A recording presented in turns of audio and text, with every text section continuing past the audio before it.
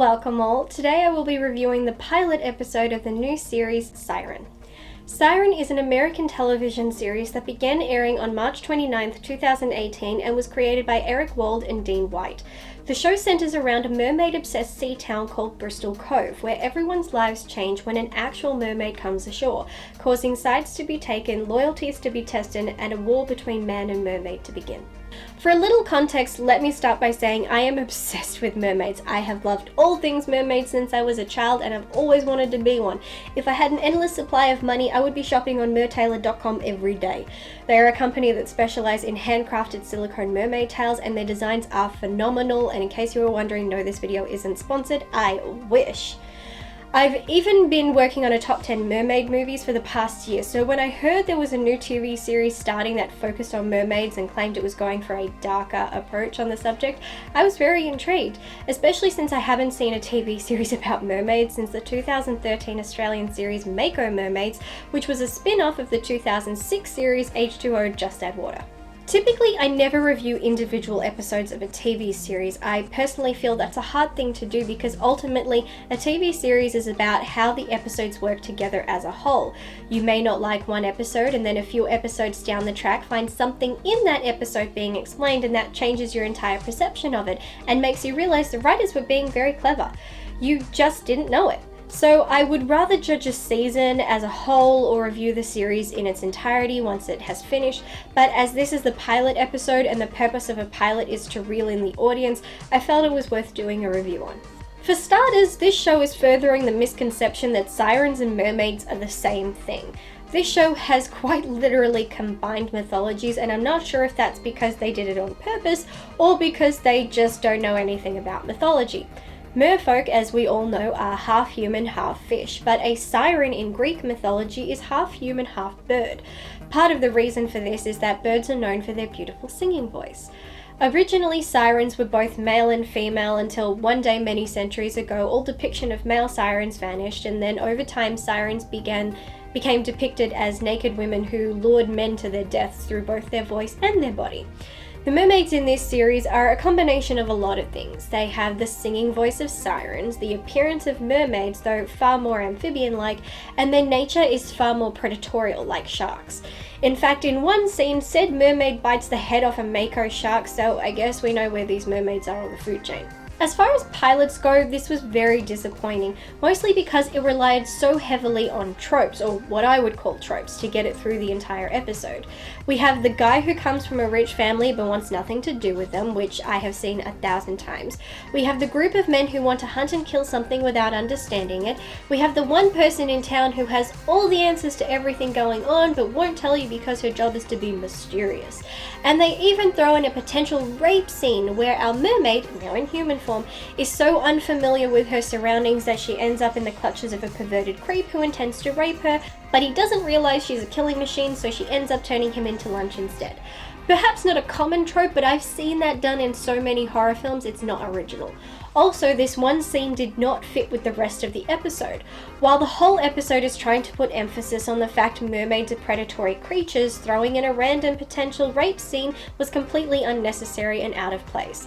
I'm not sure if they were trying to show how she is both vulnerable yet deadly, or was this how they are trying to demonstrate the so-called dark tone they wish to take. They also include that, since there is a non-human creature or entity in existence, we must have a group of military people whose job it is to capture and study and dissect said creature. I swear it's in every movie or TV series that involves something of a non-human nature, and it is getting really damn old. Of all the routes this show and the pilot itself could take, it took one of the ones I hate the most. It ends very abruptly with still very little explained and far too much established. Ending abruptly means it is forcing viewers to tune in for the second episode to understand most of what happened in the first episode, and I feel this technique is cheating the audience. Some may think it's clever, I don't. You should be able to explain your show and its direction clearly in the first episode, and from that people can know whether they want to view the next episode or not. But this one is giving viewers no choice. So much is left unclear in the first episode that if you want any answers, you have no choice but to go back, and I hate that. In the first episode, we have established far too much, especially when you know the first season only has a 10-episode run. We know the town of Bristol Cove is obsessed with mermaids, with tales of its founding member having fallen in love with a mermaid. We have the descendants of said member living the high life of many years of built wealth, with one member hating his family's notoriety and, much like his ancestor, finds himself in contact with a mermaid. We have a woman in town who is a walking mermaid encyclopedia for reasons not yet explained, who will no doubt later explain more about how mermaids in their natural state in the water have only one instinct, and that's to kill, viewing anything else as food. She also establishes that the town was founded by men who hunted and killed mermaids, while at the same time there is now a group of fishermen who are attempting to hunt and capture a mermaid, so there is a bit of a case of history repeating itself. We have a military group and facility that have captured a mermaid and are holding her captive for experimentation purposes. And then we have that same mermaid sister coming on land to find her despite having never been on land before, never used legs before, and doesn't even know how to speak. That is far too much for one episode. Things we don't know.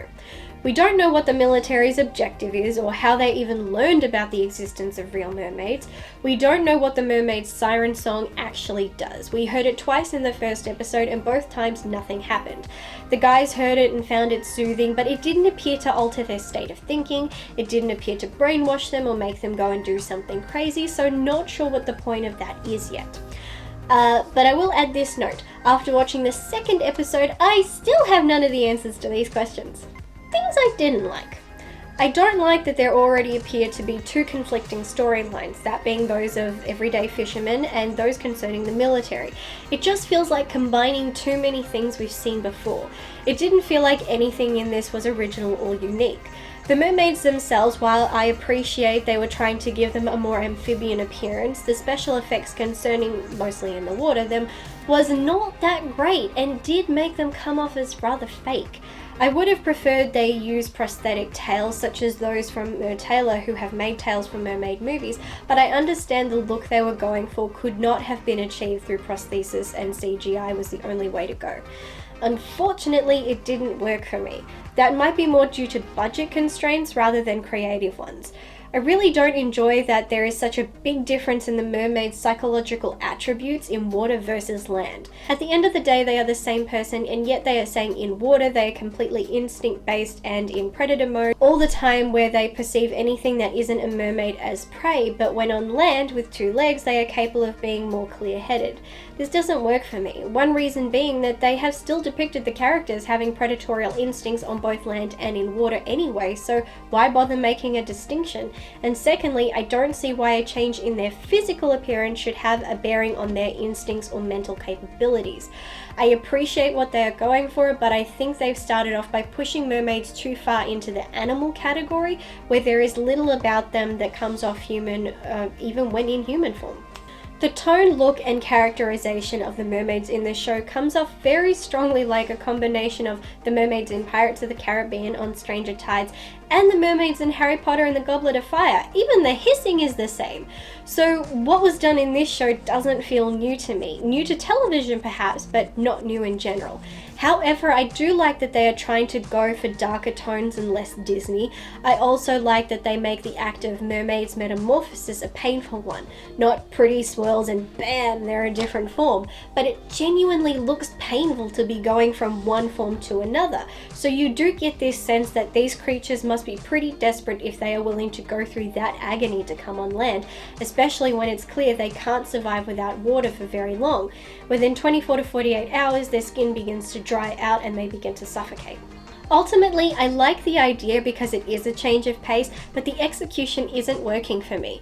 There is too much going on and established in just a 45-minute episode, and not enough episodes to truly flesh everything out or even conclude anything, and this is when you have no guarantee you can neatly round off those things in a second season.